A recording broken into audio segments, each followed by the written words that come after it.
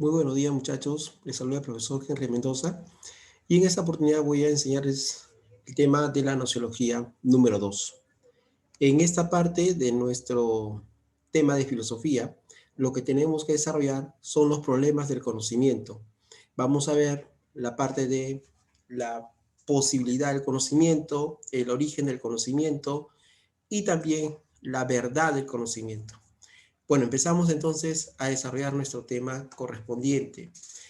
Respecto a la posibilidad del conocimiento, la pregunta a desarrollar aquí viene a ser si es posible o no conocer, ¿no? Entonces acá podríamos tener la siguiente interrogante, ¿no? ¿Es posible conocer? ¿Cómo se entiende o cómo se podría entender esta pregunta? Es posible que el ser humano o el sujeto, pone, ¿no? El sujeto puede aprender, significa eso, captar, no olvidemos a, aprender las cualidades del objeto. Bien, podría o no podría realizar esa aprehensión, en este caso el ser humano, ¿no?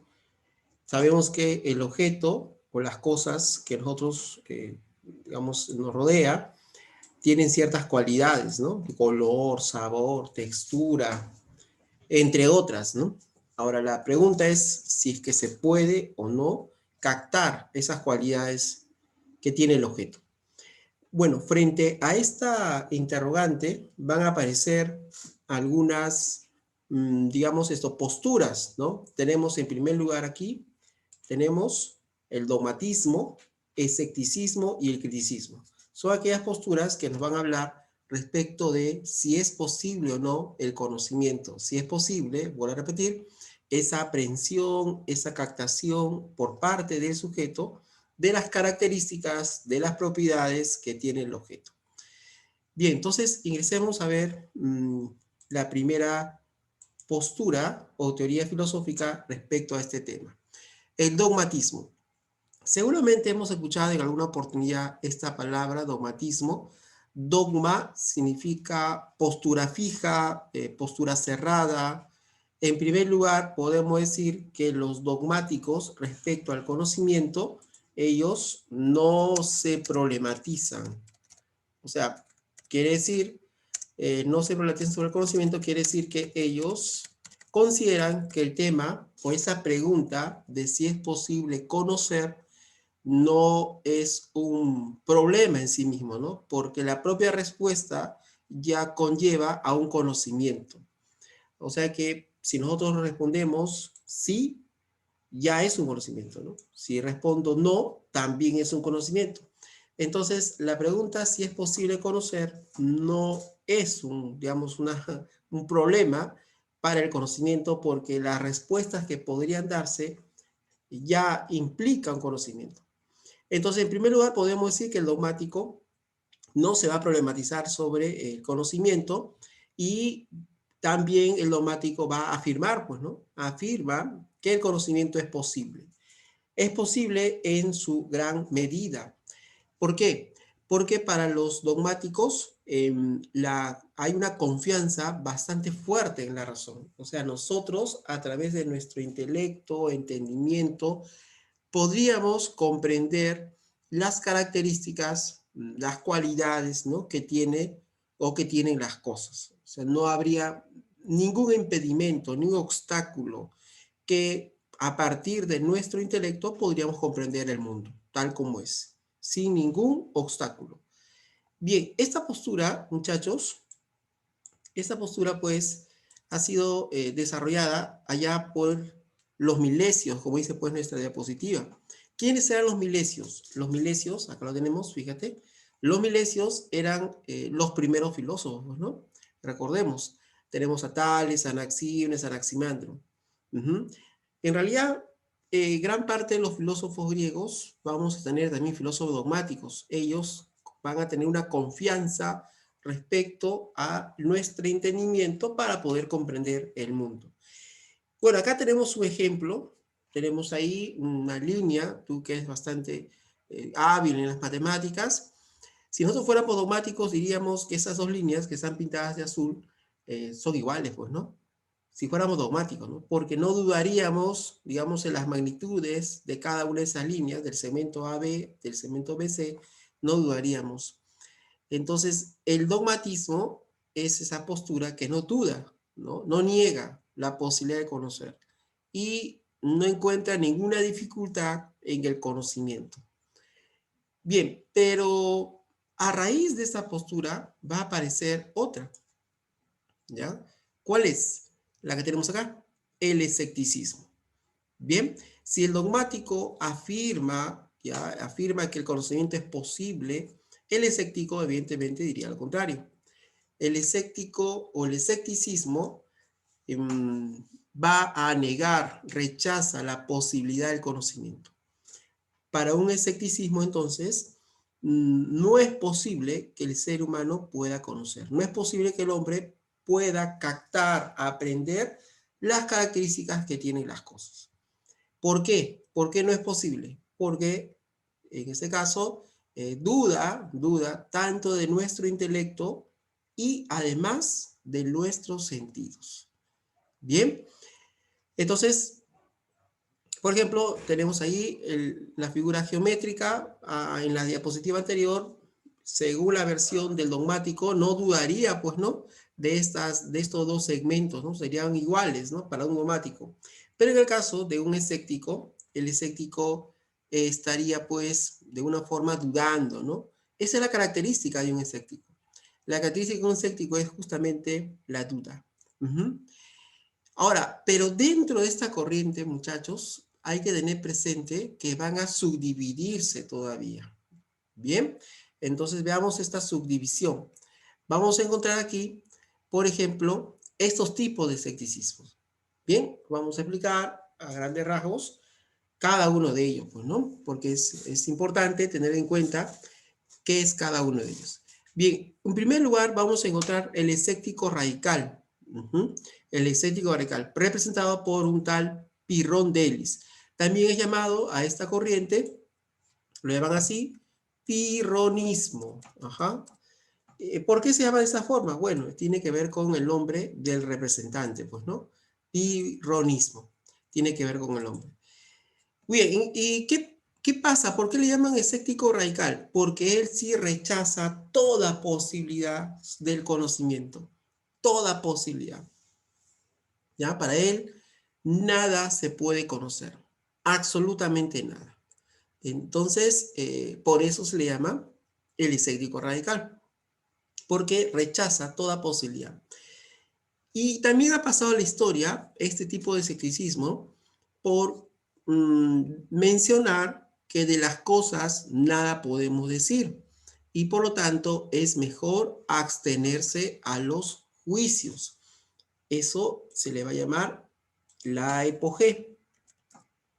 ¿Ya? La epogé, ¿no? La abstención al juicio, ¿no? O, de otra forma, sería la suspensión del juicio. Suspensión del juicio. Así sería también de otra manera, ¿no? La suspensión del juicio. Entonces se le llama así el escéptico radical porque está rechazando, ¿no? Totalmente, digamos, la posibilidad del conocimiento.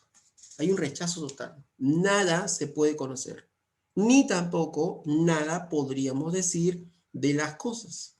A eso se le llama epogé. Nada puedo yo decir de las cosas. Bien, ahora, la otra corriente escepticista la encontramos en el relativismo. El relativismo, como mencionan ahí, tenemos a Protágoras. ¿Quién fue Protágoras? Recuerden, Protágoras era un filósofo sofista, ¿no? Protágoras es conocido por una frase, el hombre es la medida de todas las cosas. Así es. ¿Cómo son las cosas? Dependen, ¿no? Esa palabrita siempre, ¿no? Importante. Cuando vemos un relativista, ya mayoritariamente siempre está esa palabra, ¿no? ¿Cómo son las cosas? ¿Hace frío o hace calor? Depende. ¿Qué es la belleza? Depende. ¿Depende de qué? Depende del sujeto, depende de las circunstancias, depende pues del estado de ánimo de la persona. Ya, eso es relativismo. El relativismo menciona pues que no hay un conocimiento absoluto, no hay un conocimiento universal, solamente nuestro conocimiento viene a ser individual, ¿no? Individual o particular, como menciona también nuestra diapositiva. Entonces, vuelvo a repetir, si yo tengo, por ejemplo, en estos momentos, cómo es el día, un día sábado, o un día lunes, pondría, un día lunes, mayormente las personas pues a veces están un poco tristes, ¿no? Porque empieza la semana, otros se ponen alegres. ¿Cómo es el día lunes? Ya, entonces un relativista diría pues depende, pues, ¿no? Depende del estado de ánimo del sujeto. O también dependería de las propias circunstancias. Ajá. Entonces, muchachos, eso diría un relativista, ¿no? Entonces, el relativista afirma que el conocimiento se reduce a algo ya particular, algo subjetivo. Ahora, en el caso del escepticismo metafísico, ellos rechazan todo conocimiento, digamos, desligado de la experiencia, desligado de los sentidos. El conocimiento que está desligado de los sentidos se le va a llamar conocimiento metafísico. También, por eso se le conoce esto, escepticismo metafísico. ¿Quién es el representante? Comte. Bueno, tú bien sabes que Comte, él es un positivista.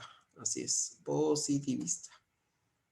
Bien, entonces el positivismo también podría ser llamado de esa forma, ¿no? Porque recordemos nuestra clase de positivismo, según el positivismo, ¿sí o no? Lo único que se conoce son los hechos. El conocimiento se atiene a los hechos, nada más. Por lo tanto, el positivismo niega, rechaza esos conocimientos acerca de la esencia, acerca de la naturaleza. Esos son tipos de conocimientos abstractos desligados a los hechos. Entonces, si quisiéramos conocer y qué sentido tiene la vida, ¿no? ¿Cuál es la naturaleza de la vida? Ya, para un escéptico metafísico o positivista diría, eso no tendría sentido, ¿no? No sería una respuesta que jamás podríamos llegar. Tan solo podríamos saber los hechos. ¿Qué es eso? Cómo está compuesta la vida, ¿no? La vida, cómo está compuesta, cómo está estructurada, digamos, esto, de forma biológica, cómo se encuentra.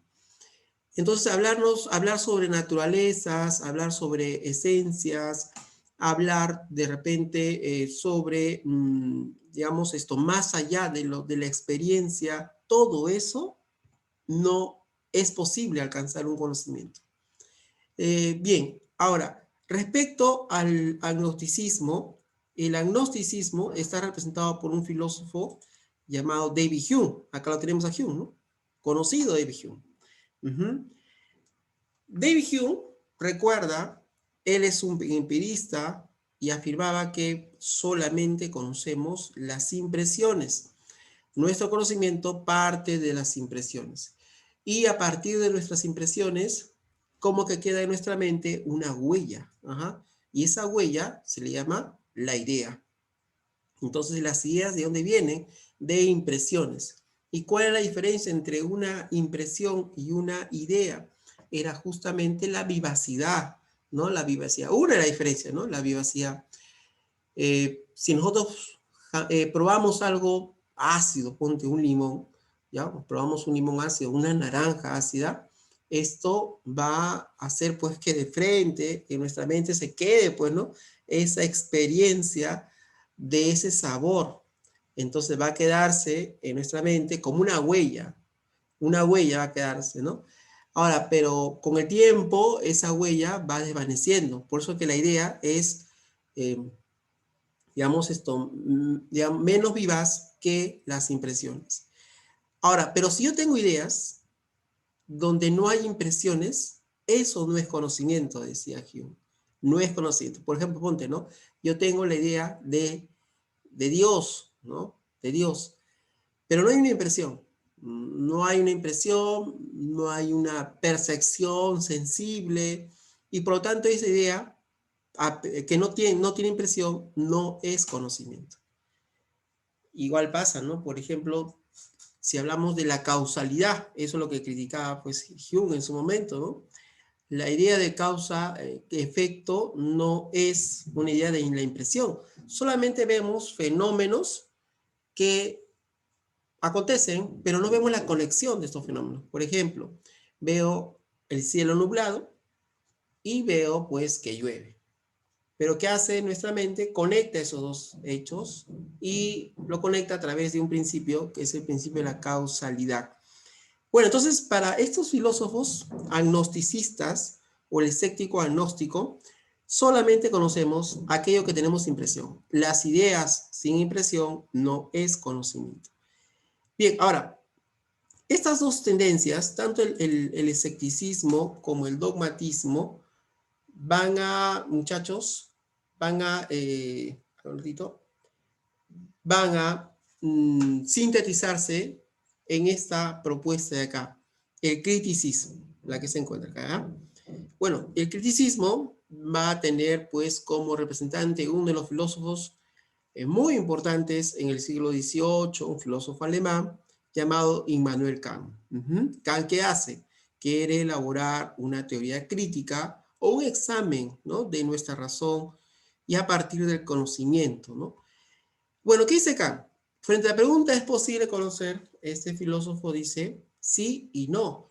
¿Ya? ¿Es posible conocer? Él dice sí, conocemos algo, pero desconocemos también algo. ¿Qué conocemos? El fenómeno. ¿Qué no conocemos? Ajá. ¿Qué no conocemos? El nómeno, la apariencia, perdón, la esencia, ¿no? Conocemos solamente apariencias, eso sería el fenómeno, y desconocemos las esencias.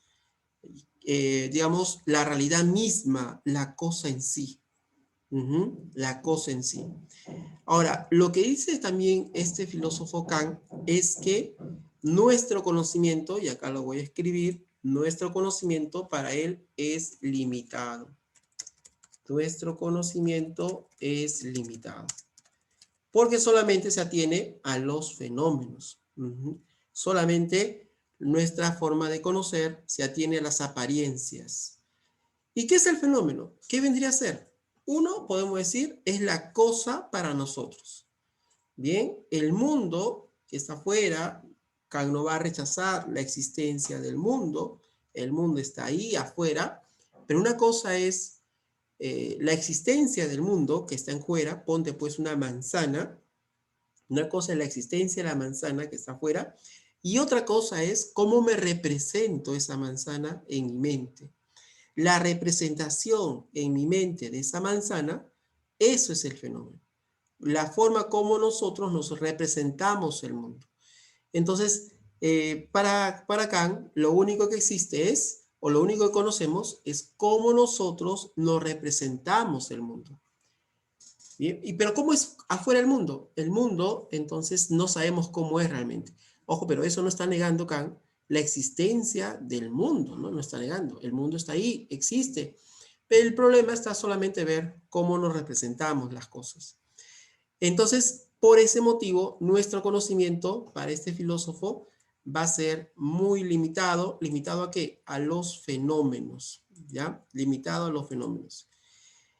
Muy bien, entonces, acá tenemos una pregunta de admisión del año 2020, disculpen, ya nuestra universidad puesta de ingeniería, ¿no? Dice, Kant sostiene que solo conocemos los efectos que producen las cosas en nuestros sentidos. En consecuencia, solo conocemos, a ver, las cosas en sí mismas, no, pues, ¿no? No conocemos las cosas en sí mismas para este filósofo. Así es. El mundo, ¿cómo es? No, no conocemos.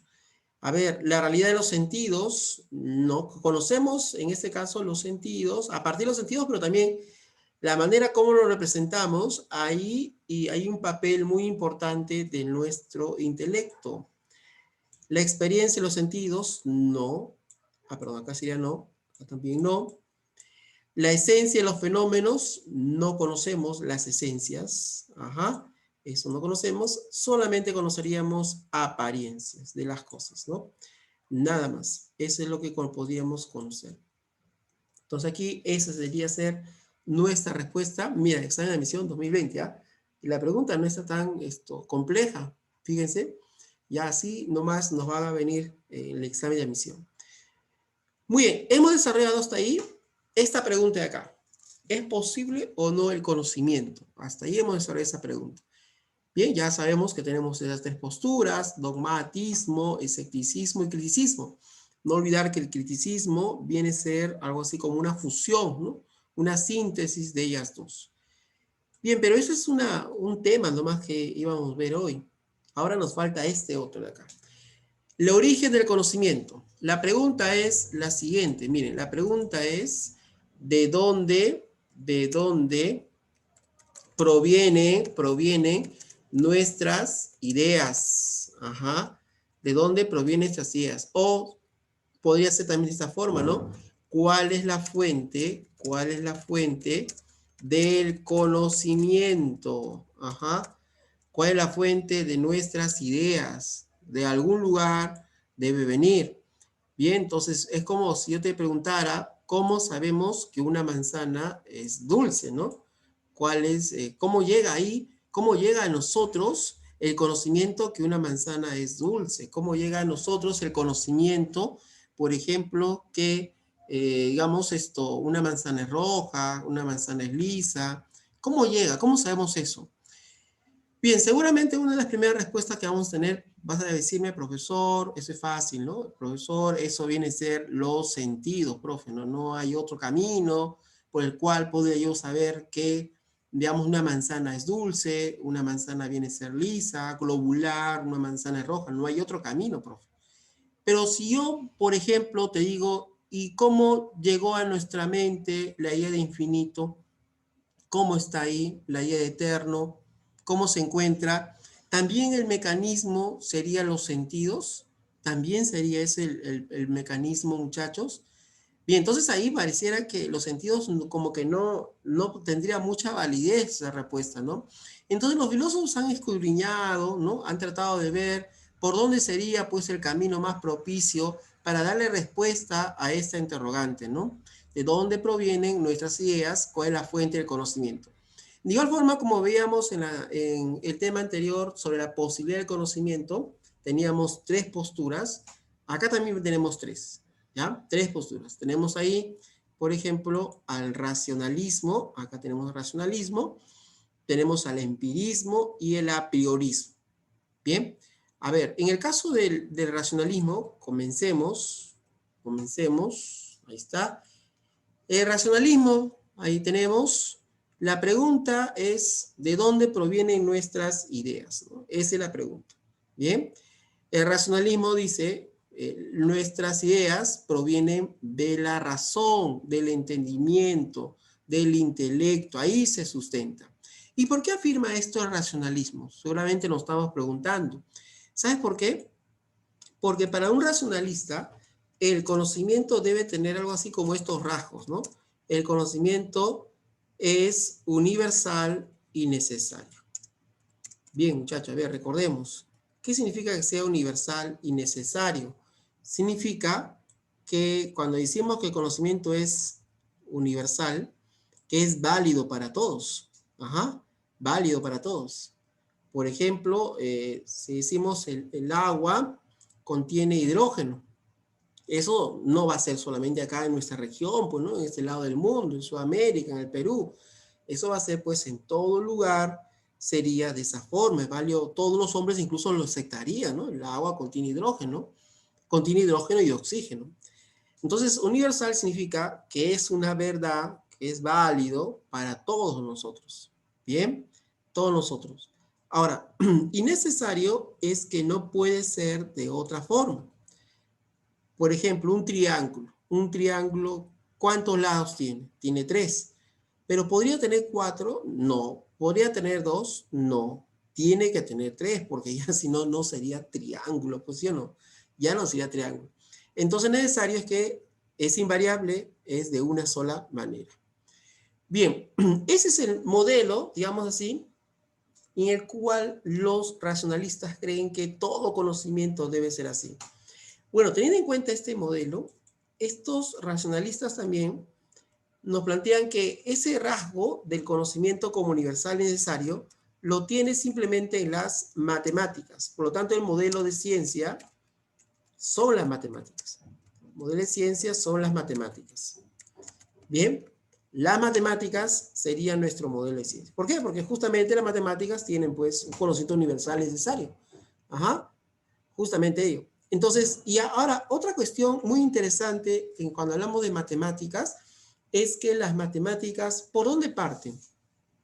Para desarrollar sus conocimientos, ¿por dónde parten? Parten por verdades. Verdades, recuerden, que no se pueden dudar. A esas verdades por la cual parte las matemáticas, que son verdades, digamos, evidentes. Seguramente ya estás recordando cuando hablamos esto de evidencia, qué filósofo, y está en nuestra diapositiva, Descartes. En las matemáticas, esta verdad evidente se le llama axiomas.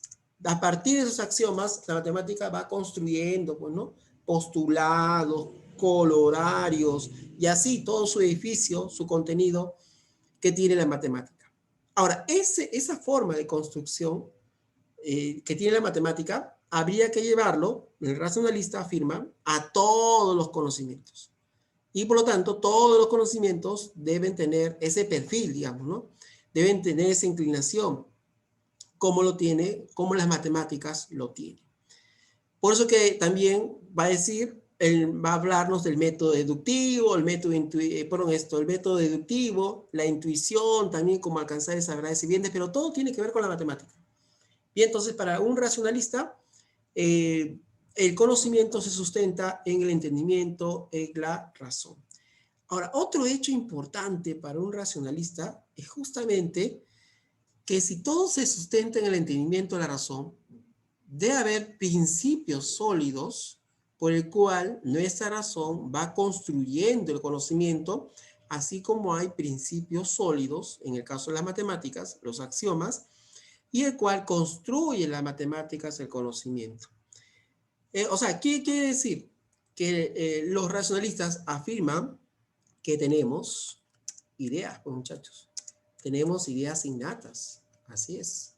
O sea que nosotros tenemos ideas, certezas. Tenemos pues, o venimos, algo así, con ideas, pues, ¿no?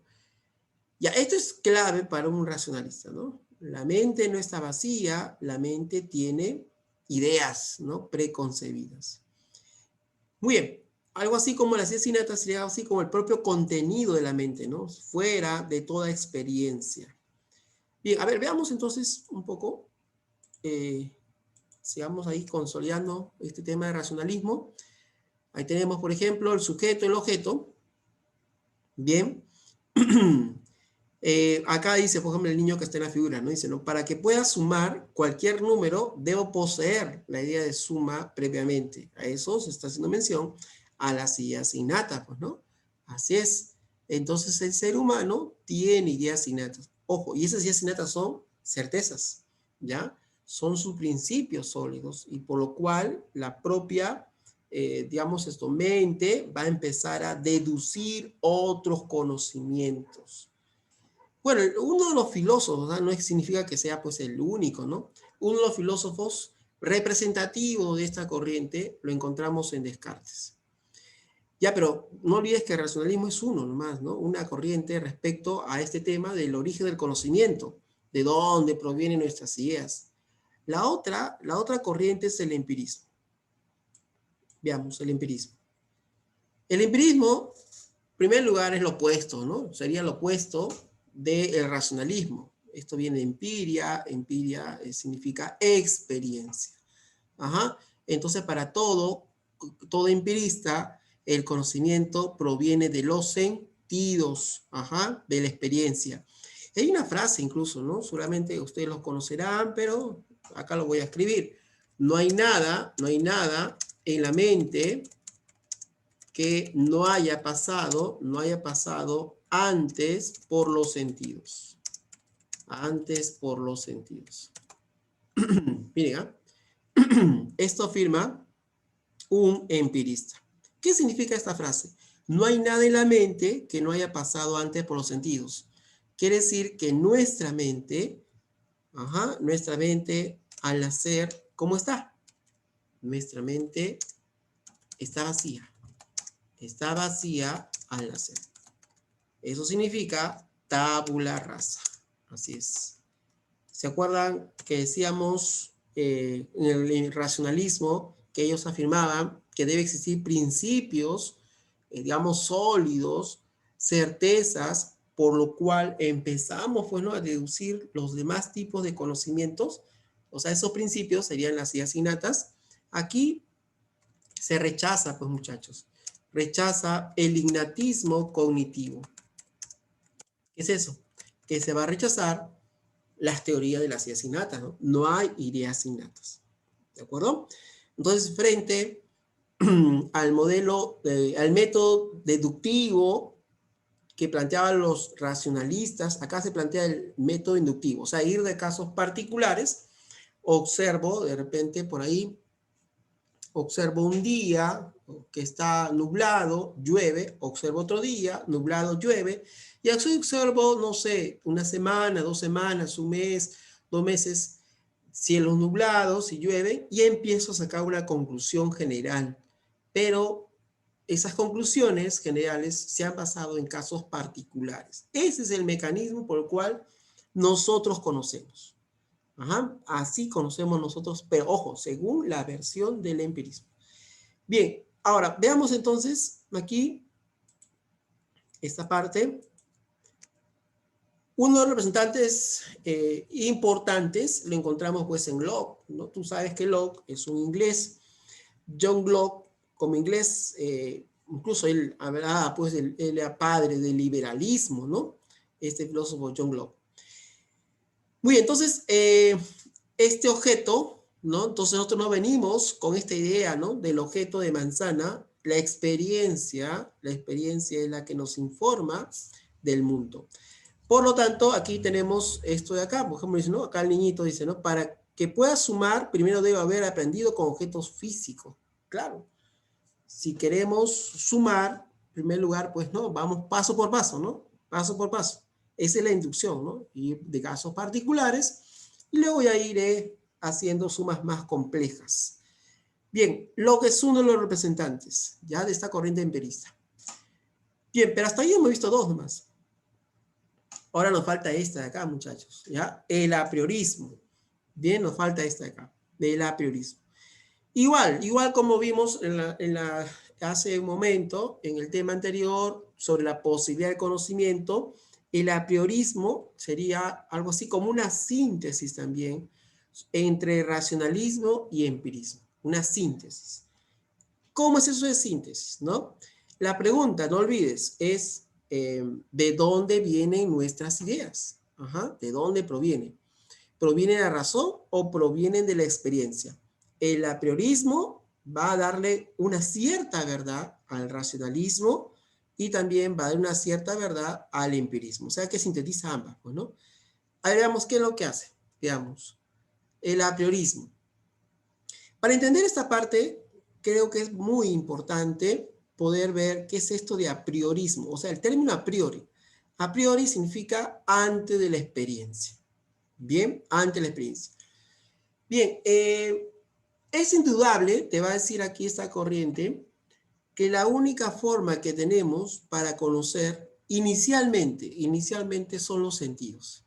No podíamos saber qué son los sabores, qué son los colores, o no podríamos tener esa información si no fuera a partir de los sentidos. ¿Ya? Entonces, eso dice el apriorista, que aquí tenemos acá, ¿verdad? Acá vamos a tener como un representante. Eso de ahí es muy importante, dice ellos. Entonces, es indudable que para informarnos sobre el mundo digamos, tenemos el acceso del mundo a partir de nuestros sentidos. Sin embargo, nuestros sentidos nos otorga información muy caótica. Los sentidos nos informan, pues, colores, formas, texturas, digamos, sabores. Tenemos una gama, ¿no?, de informaciones que los sentidos nos otorgan. Ahora, acá viene un elemento importante, porque en ese momento, cuando nosotros nos estamos informando sobre el mundo, somos receptores, ¿ah? Somos pasivos ahí. Pero hay un elemento importante donde nosotros intervenimos en lo que conocemos. ¿Cuál es? nuestra mente viene con condiciones, para conocer. Nuestra mente, ya, si queremos utilizar un término informático, nuestra mente viene algo así como configurado para conocer, ¿no? Y esa configuración, digamos, ahí, bueno, ahí tenemos acá, esa configuración, a ver, disculpen, ya, esa configuración es a priori, es a priori. Entonces, ¿nosotros qué hacemos? Ordenamos, nuestra mente ordena la información que viene. Viene, a ver, sabor dulce, digamos, es rojo, es liso, ¿no? Es globular. Y entonces nuestra mente empieza a ordenar todo eso y sale pues el conocimiento, ¿no? Manzana. Entonces, para que se produzca el conocimiento, este filósofo Kant va a decir, hay dos elementos que intervienen. La experiencia con la información que nos otorga y nuestra mente, nuestra razón, con la organización, ¿no? Con el orden que le dan a la información de los sentidos. Bien, pero ¿a partir de qué ordena la razón? A partir de condiciones de conocimiento que son a priori, o sea que la mente no aprendió eso de los sentidos. Y eso lo de llamar categorías, pero por ahí esto creo que sería muy importante tener en cuenta solamente esa parte, ¿no? Que el conocimiento surge a raíz o se inicia en la experiencia, no hay otra forma de informarnos del mundo, pero esa información de la experiencia se organiza en la razón. Bien, acá tenemos una pregunta de emisión año 2017. Dice, señalar que el conocimiento fáctico, se refiere a los hechos, ¿no? Se logra combinando la experiencia y la razón, es sostener una tesis. Bueno, acá tenemos que reconocer cuál de estas, acá son algunas disciplinas, ¿no? Este tipo de enunciado, ¿a qué tipo de disciplina, digamos, cabría, ¿no? Afirmar. Bueno, ahí vemos que la única cercana es pues la nociológica, ¿no? Porque como está hablando del conocimiento, tenemos pues en ese plano, digamos, la única disciplina pues, ¿no? Que se encarga del conocimiento es la nociología. La nociología, entonces, no olvidar, es el estudio del conocimiento en general. Todos los tipos de conocimiento lo aborda la nociología. Y problemas como vimos, es posible conocer, de dónde provienen nuestras ideas, son algunas de las preguntas que se va a encargar la nociología. Ahora, ¿por qué digo algunas? Porque hay otras también, ¿no? Por ejemplo, la que vamos a ver a continuación, acá. Y con esta parte también estaríamos cerrando nuestra clase de hoy. Esta parte de acá también es uno de los temas que se encarga la nociología, el tema de la verdad. ¿Qué es la verdad? Acá voy a escribir, ¿ya? ¿Qué es la verdad? A ver, ¿qué es la verdad? ¿Ya? Otro es, puede ser, ¿cómo determinamos un criterio de verdad? ¿Cómo determinamos un criterio de verdad?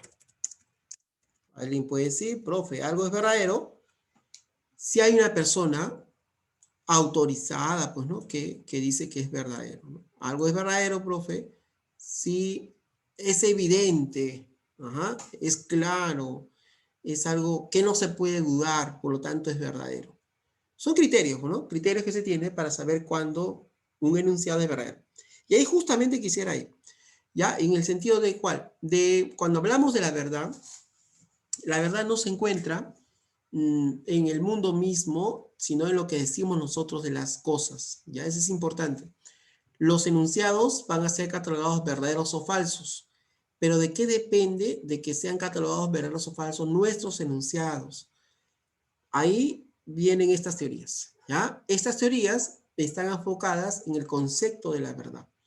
Teorías como la correspondencia, llamada también la teoría clásica de la verdad, ¿no? Es la noción más, digamos, común que se tiene sobre la verdad, la teoría de la coherencia y la teoría pragmática. Bien, veamos entonces, y con ello también estaríamos ya cerrando nuestra clase de hoy. Bien, La teoría de la correspondencia. Ahí está.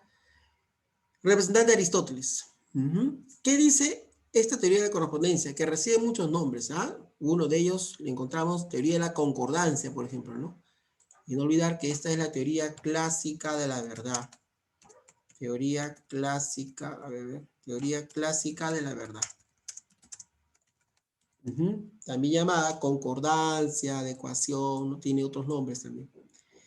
Bien, esta teoría clásica, la verdad, dice, un enunciado es verdadero si concuerda con la realidad, si concuerda con los hechos. Entonces, si yo digo llueve y afuera está lloviendo, ya, entonces lo que yo estoy diciendo es verdadero. Es verdadero.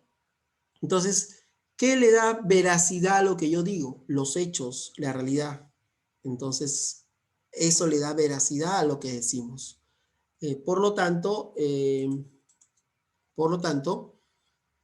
podemos decir varias cosas sobre esa manzana, por ejemplo, ¿no? Esa manzana que está ahí, podemos decir varias cosas de ahí, de esa manzana. ¿Qué le da veracidad a lo que decimos en manzana? ¿No? Le daría, pues, la realidad, los hechos mismos de la manzana, ¿no? Eso le daría veracidad. Muy bien, tenemos ahí entonces a Aristóteles. Esa es una frase muy interesante, Aristóteles. Aristóteles decía, a ver, él decía esta frase, ¿no? A ver, digamos, decir lo que eso es verdadero, dice, ¿no? Eso es verdadero. Bien, decir lo que es verdadero. Y decir lo que no es, eso es falso. Esto decía Aristóteles, ¿ya? Eso es falso. Entonces yo digo llueve y afuera no está lloviendo, obviamente es falso lo que estoy diciendo, ¿no? Recuerda lo que determina, por lo tanto, la verdad de una expresión son los hechos, ¿no? La realidad, lo que está afuera. Bien, esta teoría se llama la teoría, por lo tanto, de correspondencia. Ahora hay otra teoría también, por supuesto, la teoría... pero antes de ver, veamos esta pregunta de examen de admisión. 2017. Dice, indica la alternativa correcta respecto a Aristóteles y su teoría del conocimiento. A ver, vamos a empezar como el cangrejo de atrás para adelante, ¿ya? ¿Es imposible conocer el mundo? ¿Ya eso diría Aristóteles? No, no. Sí se puede conocer el mundo, por supuesto, se puede conocer el mundo. Así es, la verdad depende del observador, no muchachos, la verdad depende de los hechos, que mis enunciados se adecúen a los hechos, no depende del observador. Bien, conocer requiere un razonamiento lógico, claro, esto sí, así es, un razonamiento lógico. Conocer requiere que nuestro lenguaje se adecúe a la realidad.